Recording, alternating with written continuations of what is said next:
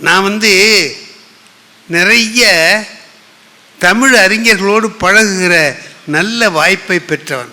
அது எனக்குடைய ஒரு நல் வாய்ப்பு, அதிர்ஷ்டம் என்று சொல்லணும்.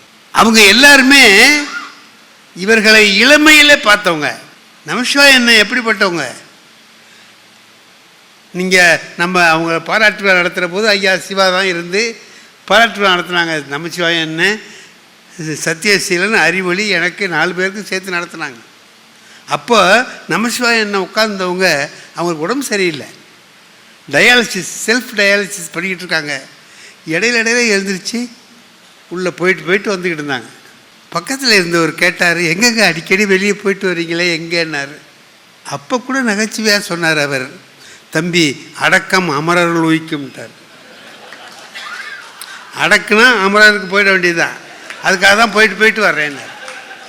அதாவது எந்த நேரத்துலையும் அந்த சிரிப்பு இருக்குது பாருங்க.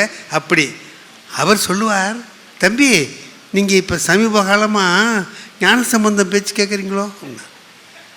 நான் அவரோட சேர்ந்து பேசிட்டு கூட இருக்கிறேன். என்ன அப்படின்னா, ரொம்ப நல்லா பேசுகிறார். அவர் வாயால் சொன்ன சொல்லி அப்படியே நான் சொல்கிறேன். அவர் வீட்டில் உட்கார்ந்து நாங்கள் பேசிகிட்டு இருக்கிற போது அதை அவர் சொன்னார்.